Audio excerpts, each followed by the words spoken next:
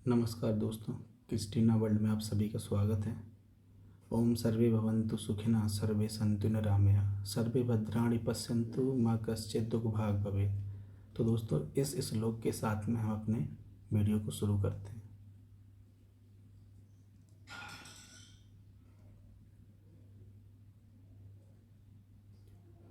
देखिए, ये जो पाइल्स या हेमरॉइड्स की जो बीमारी है, इसको बवासीर या अर्श भी कहते हैं।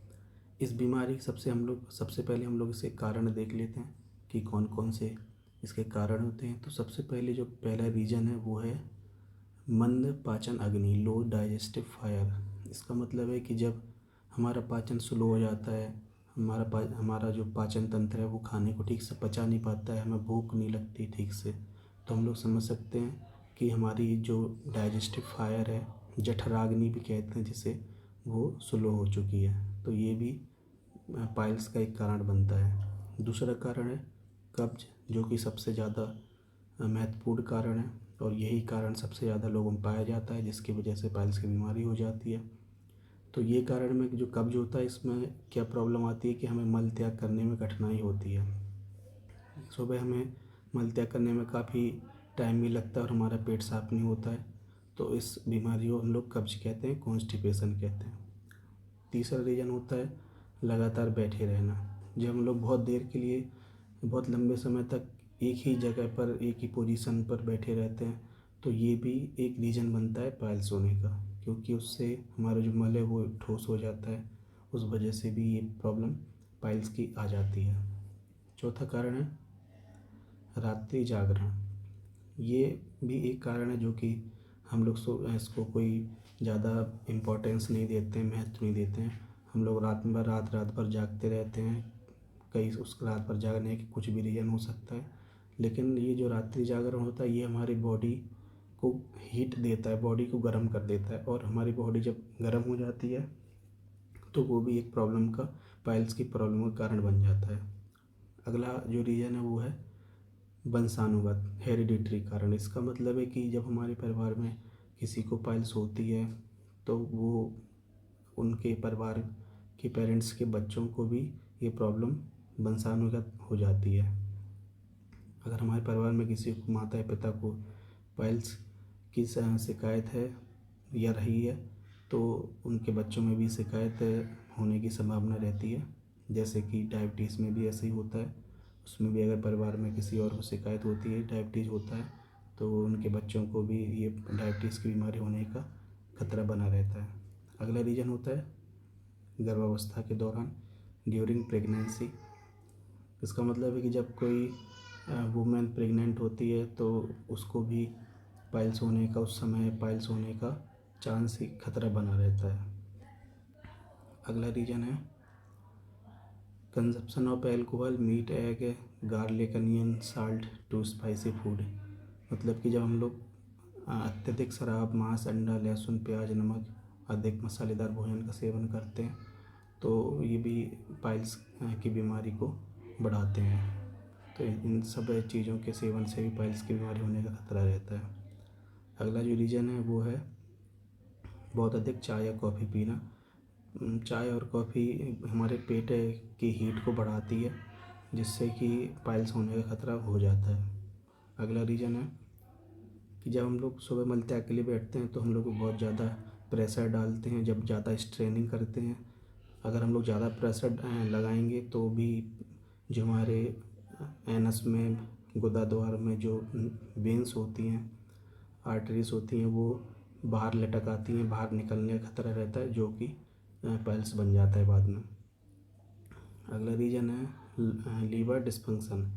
हमारा जब लीवर ठीक से काम नहीं करता है, लीवर से जो हार्मोन्स निकलते हैं, वो जो पचाते हैं खाने को, तो वो जब ठीक से नहीं निकलते हैं तो हमारा खाना ठीक से पचता नहीं है, और जब खाना ठीक से नहीं पचता है तो वो खाना ठोस बनकर हमारी आंतों में आगे बढ़ता है, और वो भी बाद में पाइल्स का रीज़न बनता है। और अगला रीज़न है जब हम लोग कोई दस्त लाने वाली दवा का अधिक दिनों तक इस्तेमाल करते रहते हैं। मतलब जब हमें कब्ज होता है तो हम कब्ज की कोई मार्केट से कोई एलोपैथिक अंग्रेजी दवा लाते हैं, टैबलेट, मार्केट से कोई टैबलेट लाते हैं और उसको हम लोग सोचते हैं कि इसको हम लोग यूज करते रहेंगे और उससे हमारी कब्ज़ की समस्या से हमें छुटकारा मिलता रहेगा।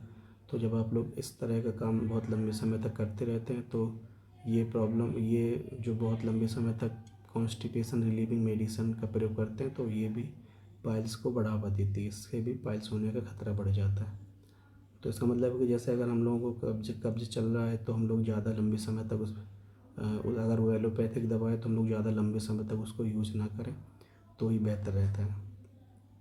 तो ये सभी रीज़न थे पाइल्स होने के, बवासीर होने के। अब हम लोग आगे देखते हैं इसके ट्रीटमेंट्स के बारे में, देखते हैं और क्या क्या करना चाहिए, क्या नहीं करना चाहिए।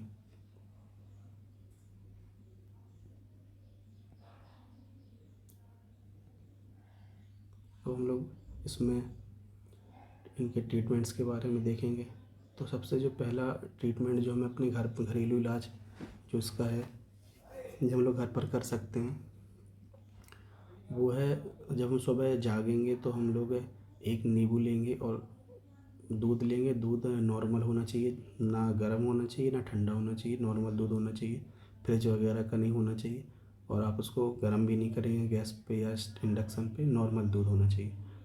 तो एक गिलास नहीं लेंगे, 1 कप दूध लेंगे और उसमें 1 कप से थोड़ा बहुत ज़्यादा भी ले सकते हैं, कोई बाउल में ले सकते हैं, कटोरी वगैरह में।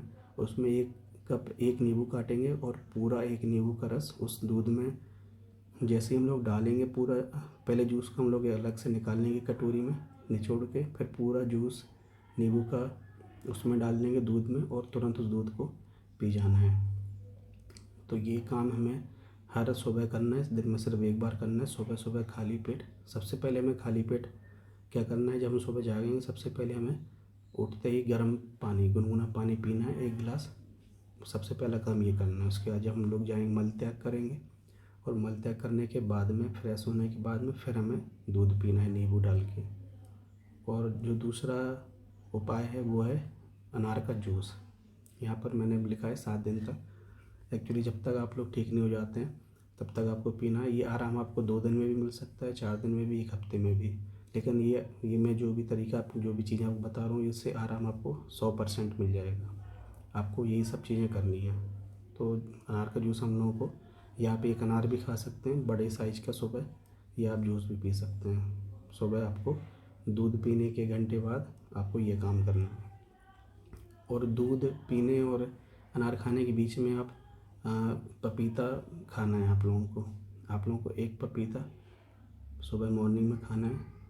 पपीता खाने के बाद थोड़ा सा रेस्ट देकर फिर आपको अनार का जूस पीना है, या आप पपीता और अनार साथ में भी ले सकते हैं। ये पॉइंट सबसे ज़्यादा इम्पोर्टेंट है कि हम लोगों को खाना क्या है खाने में। तो खाने में क्या करना है हम लोगों को, सिर्फ हम लोग को दाल चावल खाना है जब तक हम लोग को आराम भी मिल जाता है। और दाल कौन सी खानी है, मूंग की दाल या फिर मसूर की दाल। इन दोनों दालों के अलावा आपको कोई दाल नहीं खानी है। अरहर की दाल खाना चाहते हैं तो थोड़ा बहुत प्रयोग कर सकते हैं, नहीं तो मूंग और मसूर की दाल ही सबसे ज़्यादा फ़ायदेमंद होती हैं। तो आपको इतने, जब तक आपको ये प्रॉब्लम चल रही है तो आप लोगों को दिन में दाल चावल के अलावा और कुछ नहीं खाना है। और दाल चावल खाने के बाद में आप लोगों को मट्ठा, जिसको हम लोग छाछ भी कहते हैं इंग्लिश में, बटर मिल्क, तो आप लोगों को खाना खाने के बाद बट ये छाछ ज़रूर से ही पीना है। 100% आराम मिलेगा। ये छाछ आपको ज़रूर पीना है। 1 गिलास छाछ लेंगे, उसमें थोड़ा सा काला नमक डाल लेंगे, थोड़ा सा भुना हुआ जीरा का पाउडर, और आपको ये छाछ सुबह खाना खाने के बाद में भी और शाम को भी पी सकते हैं। रात को खाना खाने के बाद थोड़ा सा ही लेना है, ठंडा होता है। लेकिन आपको दोपहर में और सुबह ज़रूर पीना है खाना खाने के बाद में। और पपीता का मैं आपको बता ही चुका हूँ। उसके बाद आपको क्या करना है, ये बहुत इम्पोर्टेंट है ये करना। रात में आपको सोते टाइम, सोने के पहले 1 गिलास दूध में लगभग 10 ml, 10 ml का मतलब है लगभग 2 से 3 चम्मच कैस्टर ऑयल, डाबर कंपनी का भी आता है और पतंजलि का भी आता है, कोई भी कंपनी ले सकते हैं। अरंडी का तेल भी कहते हैं हिंदी में। तो इसको आपको लेना है, 2 से 3 चम्मच दूध में डाल के अच्छे से मिला के आपको उसको पी लेना है रात में। ये क्या करेगा, ये आपके जो आपको कब्ज चल रहा है, मल त्याग में कठिनाई होती है, उसको, कब्ज को, मल को पतला करेगा। जैसे कि आपको सुबह मल त्याग में दिक्कत नहीं आएगी। मल आपका पतला हो जाएगा तो आराम से निकल जाएगा। नहीं तो क्या होता है, मल जब कठोर हो जाता है तो वो रगड़ करता है, हमारे गुदा द्वार में रगड़ होती है अंदर, तो उससे ये नसें बाहर आ जाती हैं, लटक जाती हैं, फूल जाती हैं और उससे खून बाहर आने लगता है। तो आप लोगों को रात में 1 गिलास दूध में लगभग 10 ml कैस्टर ऑयल मिला के घोल के पीना है। इसकी जगह पे आप लोग क्या कर सकते हैं, अगर आप कैस्टर ऑयल नहीं लेना चाहते हैं तो आप लोग त्रिफला चूर्ण, आपको दूध में, गुनगुनी दूध में आपको त्रिफला चूर्ण मार्केट में आता है, तो आपको त्रिफला चूर्ण लेना है। उस दूध में लगभग 1.5 से 2 चम्मच त्रिफला चूर्ण मिला आपको दूध को पीना है रात में, या आप कैस्टर ऑयल लीजिए। इन दोनों में से एक काम आपको ज़रूर से करना है। उसके अलावा आपको रात में 5 अंजीर को भिगो देना है और सुबह उनको खाली पेट खाना है। अंजीर बहुत ज़्यादा फ़ायदेमंद होते हैं पाइल्स की बीमारी में, तो आपको 5 अंजीर रात को भिगोना है और सुबह खाली पेट खाना है। अगला पॉइंट है drink water as much as possible. मतलब है कि ये जो कब्ज की समस्या होती है, इसका सबसे बड़ा रीज़न होता है कि हम पानी कम पीते हैं, या हम ऐसा खाना खाते हैं जिसमें पानी की मात्रा कम होती है। हम लोग सूखी सब्जी वगैरह खाते हैं, तेल मसाले खाते हैं, तो शरीर में पानी की कमी होने से ही कब्ज होता है। तो हम लोग जितना ज़्यादा पानी पी सकते हैं उतना ज़्यादा हम लोगों को पानी दिन में पीना है, जितना ज़्यादा आप पी सकते हैं। अगला पॉइंट है don't sit for long time, either walk और लाई डाउन। आप लोगों को ऐसा कोई काम नहीं करना है इस समय जब आपको बीमारी चल रही, तो आप लोगों को कहीं पे एक लंबे समय के लिए बैठना नहीं है। आप लोग या तो घूमिए, चलिए, या फिर लेट जाइए। आपको ज़्यादा देर आप कहीं पे एक जगह पर बैठना नहीं है। तो आपको इन सब चीज़ों का ध्यान रखना है। ये सारे ट्रीटमेंट है। ट्रीटमेंट मतलब ये हमारे घरेलू इलाज हैं। अभी ट्रीटमेंट, इसके अलावा अभी ट्रीटमेंट अभी आगे बताने वाला हूँ।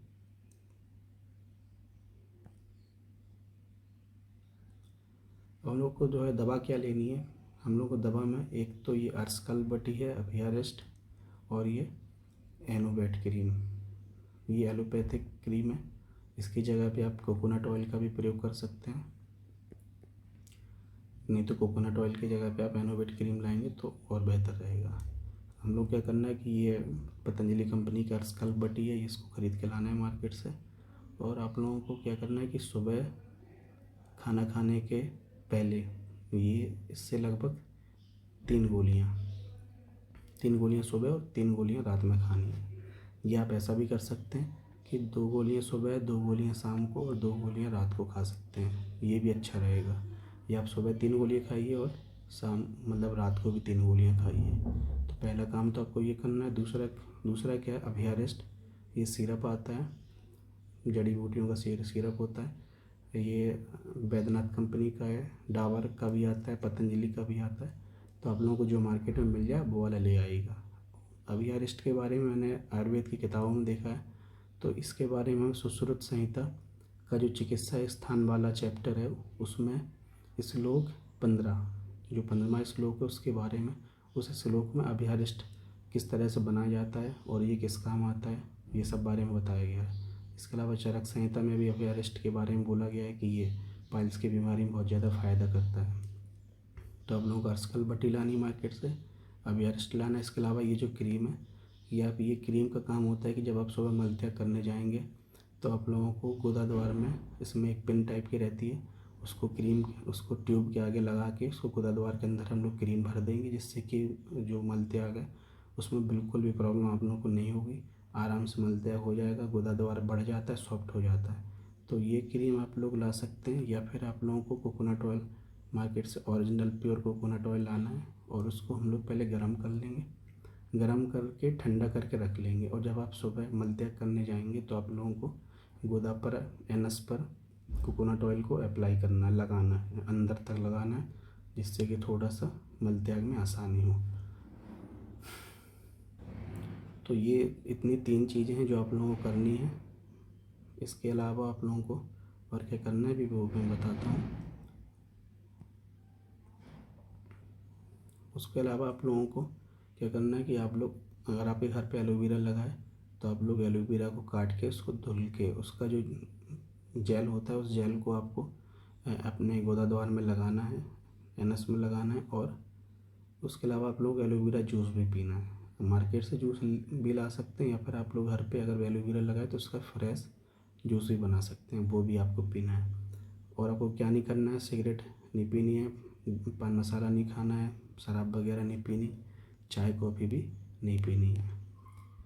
इसके अलावा आप लोगों को नो मस्टर्ड ऑयल, मतलब आप सरसों का तेल खाने में प्रयोग ना करें तो बेहतर रहेगा। मिर्च ना का प्रयोग नहीं करें, या थोड़ा बहुत हरी मिर्च का प्रयोग कर सकते हैं। लाल मिर्च का प्रयोग नहीं करना है। गरम मसाला नहीं डालना है खाने में। और नमक की जगह पे आप लोग ब्लैक ब्लैक सॉल्ट का प्रयोग कर सकते हैं, काले नमक का, लेकिन आप सफ़ेद नमक का प्रयोग नहीं करना है। और इसके अलावा आप लोगों को जो गुदा द्वार है उसको सुबह मल त्याग के बाद में आप लोगों को गुनगुने पानी से उसको धुलना है, तो ये ज़्यादा बेहतर रहेगा। आप लोग थोड़ा सा पानी को गर्म करके थोड़ा ठंडा हो जाए तो उस पानी का प्रयोग करें तो ज़्यादा बेहतर रहेगा। इसके अलावा आप लोगों को एक्सरसाइज डेली करनी है। ज़्यादा हैवी एक्सरसाइज नहीं करनी है, लाइट एक्सरसाइज करनी है, मतलब कि योगा प्राणायाम वगैरह, और थोड़ा बहुत ही एक्सरसाइज करनी है। इसके अलावा मैंने एक बुक पढ़ी थी, उसमें बताया गया है कि ये जो पाइल्स की बीमारी होती है ये बाद में अगर आप लोग को लंबे समय तक रहती है, 1 साल तक रहती है, 1 साल तक ठीक नहीं होती है, 1 साल से ऊपर निकल जाती है, तो आप लोगों को रेक्टल कैंसर होने का भी खतरा रहता है। तो कैंसर का खतरा रहता है, तो इसके लिए हम लोग क्या कर सकते हैं, हम लोग क्या करना है कि हम लोग को हल्दी का प्रयोग रेगुलरली यूज करना है। अपने खाने में हल्दी का प्रयोग ज़रूर करना है। इस तरह के खाने खाने जिसमें हल्दी ज़रूर रहे, और रिफ़ाइंड ऑयल का प्रयोग नहीं करना है। ऐसे खाने नहीं खाने हैं जिसमें रिफ़ाइंड ऑयल का प्रयोग होता हो। लाल मिर्च वगैरह भी नहीं खानी है। तो हम लोग खाने में हल्दी का प्रयोग ज़रूर करना है। ये हम लोगों को, हल्दी क्या होती है, हर प्रकार के कैंसर से हम लोग को बचाती है। ये ऐसा मैंने research in US proved it. US में कुछ डॉक्टर्स ने ये रिसर्च किया है, तो उन्होंने बताया कि जो इंडिया में लोग रहते हैं उनको कैंसर कम होता है in comparison to American citizens. उन्होंने कहा कि अमेरिका में कैंसर के बहुत ज़्यादा मरीज रहते हैं, इंडिया में कम रहते हैं। तो उन्होंने बताया कि उसका रीज़न यही हो सकता है कि इंडिया में खाने में हल्दी का प्रयोग बहुत ज़्यादा होता है, तो इसलिए हल्दी का प्रयोग आप लोगों को खाने में ज़रूर करना है। तो ये सारी चीज़ें थी जो हम लोगों को फॉलो करनी है पाइल्स की बीमारी में। और अगर ये आप सारी चीज़ें फॉलो करते हैं तो आपको निश्चित ही आप लोगों को आराम ज़रूर मिलेगा। इसके अलावा आराम ज़रूर मिलेगा, 2-3 दिन में आपको आराम दिखने लगेगा। आपको रात में कैस्टर ऑयल को दूध में मिला के ज़रूर पीना है। और सुबह आपको जो 3 काम और हैं वो क्या हैं कि आप लोगों को सुबह दूध में नींबू डाल के पीना है। इसके अलावा अनार का जूस पीना है। अनार का जूस पीने के अलावा अगर आप लोगों को मूली अवेलेबल हो जाती है तो मूली का भी जूस पी सकते हैं आप लोग, ये भी बहुत फ़ायदा करता है, मैंने इसमें मेंशन नहीं किया। तो आप लोग मूली को मार्केट से लाइए और उसको सलाद के रूप में भी खा सकते हैं दाल चावल के साथ में, लेकिन मूली का जूस ज़्यादा बेहतर रहेगा, तो मूली का जूस भी पीना है। और आप लोगों को मट्ठा ज़रूर पीना है, ये आपको ज़रूर 2 काम करने हैं। अनार का जूस पीना है रोज़, और मट्ठा भी पीना है, तो आप लोगों को 100% आराम मिलेगा। इसके अलावा मैंने आप और एक बात और ध्यान रखिएगा कि जिसको भी एक बार पाइल्स हो जाता है तो वो फिर पूरी लाइफ नहीं जाता है। मैंने जहाँ तक पढ़ा है और लोगों से सुना है कि उनको बार बार होता है। तो आप लोगों को एक बार सही हो जाने के बाद आप लोग ये मत सोचिएगा कि अब आपको दोबारा नहीं होगा। ये भूल बिल्कुल नहीं करिएगा, क्योंकि 8-10 दिन बाद भी दोबारा से हो सकता है। इसीलिए आप लोगों को क्या करना है कि आप लोगों को हमेशा त्रिफला चूर्ण रात में दूध में मिला के ज़रूर से खाना है, पानी पीते रहना है। आप लोग त्रिफला चूर्ण का प्रयोग करते रहिए, डेली नहीं करना है तो एक दिन छोड़ के एक दिन करिए, लेकिन करते रहिए। आप लोग ये मत सोचिएगा कि आराम मिल गया तो आप लोग उसको छोड़ देंगे यूज़ करना त्रिफला को, तो ऐसी भूल नहीं करिएगा, नहीं तो वो 1 महीने 2 महीने 6 महीने से 1 साल, इतने 1 साल मैक्सिमम 1 साल के अंदर ज़रूर दोबारा से वापस आएगा। अगर आप लोगों की खान पान तरीका सही नहीं रहता है, अगर कब्ज अगर दोबारा से आती है तो पाइल्स के होने के का चांस पूरी तरीके से बन जाएगा। तो आप लोगों को कब्ज को बचा के रखना है, उसके लिए आप लोग और आप लोगों को अंग्रेज़ी दवाइयों पर, एलोपैथिक दवाइयों पर ज़्यादा डिपेंड नहीं होना है, क्योंकि वो आप शॉर्ट कुछ छोटे समय के लिए ले सकते हैं। पूरा आप लोग सोचें कि हम लोग उसको रोज़ यूज करें, तो आप लोग रोज़ यूज़ नहीं कर सकते। आयुर्वेदिक दवाएं साइड इफ़ेक्ट कम होते हैं, तो आयुर्वेदिक दवाओं का आप लोग लंबे समय तक प्रयोग करते रहिए, त्रिफला चूर्ण वगैरह का, तो कोई दिक्कत नहीं आती। इसके अलावा आप लोग इसबगोल की भूसी आती है, उसका भी यूज़ कर सकते हैं, लेकिन लंबे समय तक नहीं कर सकते। आप लोग लंबे समय तक सिर्फ त्रिफला चूर्ण का ही प्रयोग कर सकते हैं। दूध में मिला के पीना है, तो आप लोग वो प्रयोग करते रहेंगे तो आप लोगों को कभी नहीं होगा और पाइल्स की समस्या दोबारा नहीं आएगी।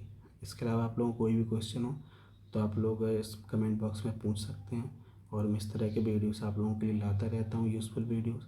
तो आप लोग चैनल को सब्सक्राइब कर सकते हैं। वीडियो अगर पसंद आपको आया हो, अगर आपको लगा हो कि इसमें कुछ आपके काम का बताया मैंने, तो आप लोग प्लीज़ वीडियो को लाइक कर दीजिएगा। मिलते हैं नेक्स्ट वीडियो में। Bye bye.